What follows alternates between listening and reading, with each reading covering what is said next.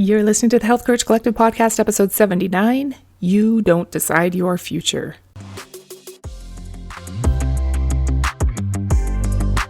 Welcome to the Health Courage Collective podcast, the show for women who are too busy to slog through hours of generalized, inapplicable, and often contradictory health information, but too smart to ignore that a few minutes of focused attention now can prevent years of suffering in the future. I'm your host, Christina Hackett, a pharmacist who doesn't want you to live on prescriptions, a certified coach specifically trained to maximize your potential, and a compulsive learner obsessed with preventative, cutting-edge, holistic, and integrative medicine. I'm on a mission to increase your physical and mental resilience so you can fearlessly look forward to your next 40-plus limitless years. Your time is now. Let's go. Hello, my friend, and welcome to another episode. 2023, we made it. That's like us. How's your collagen intake? Have you started taking it for the first time or gotten back into it after forgetting about it for a while? You definitely want to maximize your body's ability to make collagen as you age. Today, we're going to talk about how you don't decide your future. Sounds a little depressing and pessimistic. I promise we're not about that here. It comes from the awesome quote I love. I'm sure you've probably heard it from John C. Maxwell, who said, "You don't decide your future. You choose your habits, and your habits decide your future." He also said, "You will never change your life until you change something you do daily. The secret to your success is found in your daily routine." While we're quoting, let me sneak one more in here. James Clear says that for the first 30 years of your life, you make your habits. For the last 30 years of your life, your habits make you. That's a great quote too, but I don't like that it presupposes that we're only going to live for 60 years. Maybe he means the first 30 years of our adult life, but still. I like thinking bigger for my health span and longevity than 60 or 80 years. Back to our futures. We do have control, but we're one step removed from directly determining our future. We can change our lives, but it's going to take doing something every day for a while to make it happen. It's kind of related to the lead measures and lag measures that we've talked about before. If our habits are going to determine our futures, we need to pay close attention to them, right? What habits do you rock that you know are creating an awesome future for you? That's like you. What habits could maybe use a little work? That's okay too. Let's start super basic. How do you define a habit? What is it besides what a nun wears? I think a good definition is an action that you repeat with little or no effort or thought required. Did you hear that last part? With little or no effort or thought necessary. That's where the magic is. It's what author Tynan calls the loophole that allows you to upgrade your health, quality of life, productivity, and enjoyment of the world with a fixed expenditure of energy in creating a habit, rather than an ongoing drain on your willpower. He also says that people often marvel at what they think is a deep well of self-discipline that he has, but he says it's actually just a bunch of habits that feel easy. Easy because they don't require effort or thought and are not an ongoing drain on his willpower. He says that habits are the closest thing we can get to having superpowers. So maybe we should change that phrase to, you don't decide your future, you choose your superpowers and they decide your future. I like it. What do you think? I love the idea of having superpowers and being able to decide what they are. The people that we most admire for excelling at work, in health, in their families, in service, and so on, are not built differently or better than the rest of us. They are just better at building and sustaining intentional habits. That's why it seems like they have superpowers, because they do. And you can too. In order for it to become a superpower, you need to create a humongously awesome habit that is a drastic change from what you normally do. Right? You need to go from eating convenience food every night to meal prepping 21 meals a week made of all organic vegetables and superfoods. From collapsing into the couch after work every night to enrolling in Ironman triathlons. From being constantly frantic to meditating for an hour twice a day. Right? No, I'm sure you get that, but I do think we still have a tendency to think that huge gains require huge effort. You may have heard this little story before, but it's still brilliant for illustrating this. If I told you that I'll either give you $3 million in cash today, which would be super awesome if I had that ability, or I'll give you 1 penny today and double it every day for 31 days, which would you prefer? Let's say you take the 3 million now and your friend opts for the doubling penny. You might feel pretty smart on day 1 when your friend only gets a penny. You'll also feel good on day 5 when your friend gets 16 cents. And on day 10 when she gets $5.12. On day 20, she's only up to $5,243. You're feeling pretty good. But the magic of the compound effect eventually kicks in, as it always does. Fast forward to day 31. Your friend gets $10,737,418.24. Crazy, right? In only 31 days, only starting with 1 penny. In his book, The Compound Effect, Darren Hardy says that he wants you to, quote, know in your bones that your only path to success is through a continuum of mundane, unsexy, unexciting, and sometimes difficult daily disciplines compounded over time. Know, too, that the results, the life, and the lifestyle of your dreams can be yours. If you use the principles outlined in the compound effect, you will create your fairy tale ending. End quote. We've got superpowers and fairy tale endings. It all sounds pretty glamorous, right? I think it really is, but in the moment, it doesn't feel that way. It feels boring and slow. Hey, quick question. Have you ever tried blue light filtering glasses yet? You probably know that the blue light coming out of all your screens can strain and possibly damage your eyes. So protecting your eyes is a good idea. I've tried a few different kinds of blue light filtering glasses over the years, but lately my eyes were physically aching after looking at screens. So I got a pair of glasses from I Buy Direct with Sight Relax lenses that are designed to relieve eye strain in addition to blocking blue light. They have a really subtle magnification at the bottom, which I wasn't sure I would like, but I really do. And the lenses are a lot more clear. I always felt like my other blue light lenses were never all the way clean. If you've never tried I Buy Direct, there's a link in the show notes for $10 off your first pair of glasses that you can use in addition to 15% off your first pair. They have great deals on prescription glasses and sunglasses in addition to blue light glasses, and they have so many different kinds of frames to choose from really conservative ones to really bold. My Sight Relax glasses look like tortoiseshell, but it's actually little flowers on the frame. Cute. Okay, back to the episode. A lot of people get tripped up by the simplicity and seeming insignificance before they get a chance to observe the magic of the compounding process. My Optimized Coach founder, Brian Johnson, actually sat down and created a spreadsheet to see what would really happen if you literally got 1% better at something every day. After 1 year, you'd be 37 times better at it than when you started. Want to be 37 times better at living a life that doesn't require a litany of prescription medications now or in the future? Just get 1% better every single day by installing small habits to run on autopilot. After 2 years, you're not 74 times better, you're now 1,400 times better. After the 3rd year of aggregating and compounding those 1% gains, you're now 53,405 times better.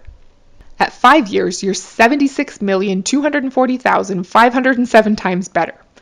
His Google spreadsheet literally couldn't calculate what would happen at 10 years, or day 3,650.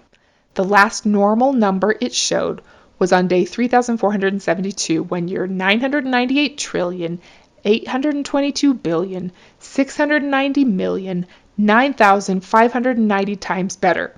That's nearly a quadrillion times better. Pretty powerful stuff.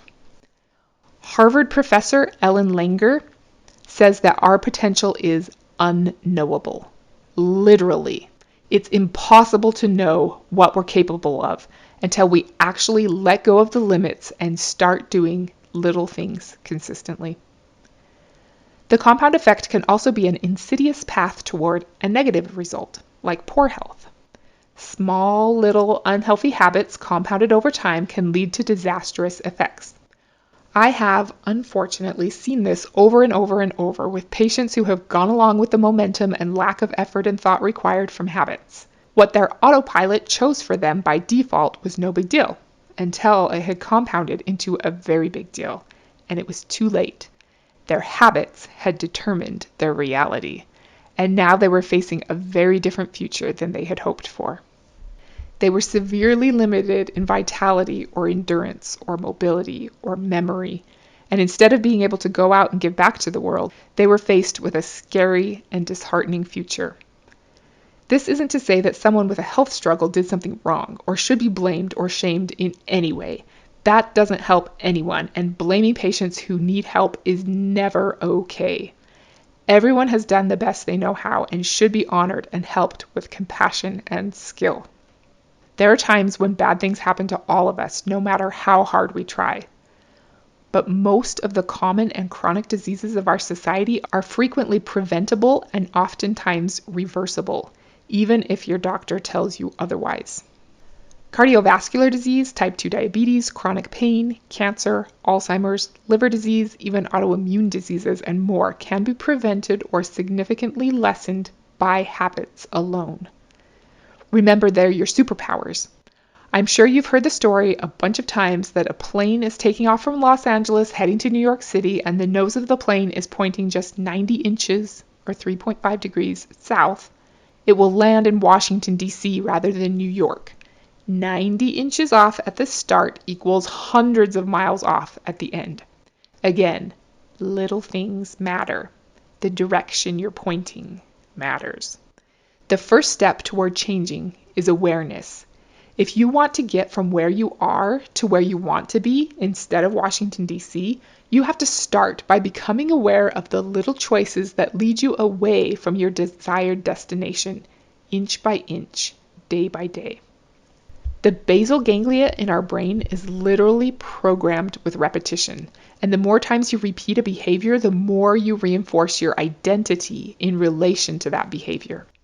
The word identity is derived from the Latin words essentias, which means being, and the word identidem, which means repeatedly.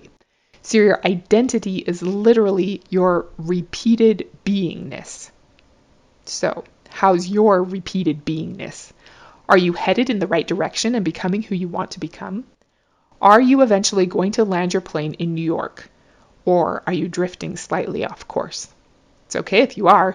Pilots make little corrections all the time during the flight. It's not a big deal. In fact, it's an expected part of the journey. Are you clear on exactly where you're going and who you want to become? The author Tynan says in his book, Superhuman by Habit, quote, "New habits are the things that you do, but old habits are the things that you are. There's a difference between waking up early and being an early riser, eating a healthy meal and being a healthy eater, getting some work done and being a productive person. If you want to improve yourself permanently, you must develop more old habits, which is done by creating new habits and sticking with them until they mature into old habits. You know that a habit has crossed that threshold when it becomes something that you subconsciously do rather than something you must think about doing." End quote. I love that idea and a lot of the concepts from his book. Enough that it almost makes me okay with the fact that he goes by a single name, Tynan, like Madonna or Pink. Or Bono. I do love Bono though. Maybe it's not that bad. Do me a favor though, when you call the pharmacy, tell them your whole name. Ugh, pet peeves. Okay, what you believe about yourself makes up your self-identity. What you believe about yourself is largely influenced by what you repeatedly do. I hope you also know that you are more than just what you do. You are divine in nature and divine in potential. You are worthwhile and worthy just because you exist. If you want to evolve and progress, you should, but not because you think it will make you a better or more worthwhile person. Your identity is not at all set in stone. You can change your beliefs about yourself. I love the idea of choosing to act from the identity of who you aspire to be. What's for lunch? Well, I'm a healthy eater, so obviously I will choose this colorful vegetable soup. Or, gosh, is it a waste of time and money to look into adding some of the vitamins or supplements that I keep hearing about into my daily routine? Well, I'm a healthy person who values preventative health care rather than reactive sick care, so yes, I'm willing to spend a little time now developing a plan that will save me years of suffering in the future. Knowing who you most truly want to be and acting as if or from that identity until it truly becomes an old habit that requires little or no effort or thought will help you stay on course as you build your superpower. Something else you can do to stay on course is to surround yourself with like-minded and supportive people. I'm sure you've heard the Jim Rohn quote or theory that you become the combined average of the 5 people you spend the most time with. There's something to that for sure. In his book Atomic Habits, James Clear says, "One of the most effective things you can do to build better habits is to join a culture where your desired behavior is the normal behavior. Your culture sets your expectation for what is normal. Surround yourself with people who have the habits you want to have yourself. You'll rise together." End quote. Ah, beautiful. What is your most desired behavior? What habit will make the biggest difference in keeping you on track toward your desired destination? What resources are you aware of that might allow you to join a culture where your desired behavior is the normal behavior? Who can you think of who already values that behavior? At the time I'm recording this in September 2021, I have more questions than answers about how I'm going to bring together all the ideas I have for the Health Courage Collective, but a key part of what I hope to do is to create a community of smart, forward-focused women who can learn, support, and encourage one another so that we can all rise together. If you have any great ideas of how to establish this, I would love to hear about them. In the meantime, I'll keep working on it, and I hope to have some awesome opportunities coming up shortly. It's exciting. I'll leave you with a quote from Darren Hardy from the book The Compound Effect. "The key is start now. Every great act, every fantastic adventure starts with small steps. The first step always looks harder than it actually is." End quote. So, what's your first step, my friend? This is your great act, your fantastic adventure. You can and do determine your future, and you can make it anything you want. Next week, we're going to talk about how your shoes affect how you age. They really do. Until then, rock your daily habits and don't be normal. Thank you so much for tuning into the Health Courage Collective podcast. I am truly honored that you have paid me the enormous compliment of your time and attention. I would be so grateful if you would share this podcast with someone you know and subscribe so you never miss an episode. This podcast is for entertainment and information purposes only. Statements and views on this podcast are not medical advice. This podcast, including Christina Hackett and producers, disclaim responsibility for any possible adverse events by use of information contained herein. If you think you have a medical problem,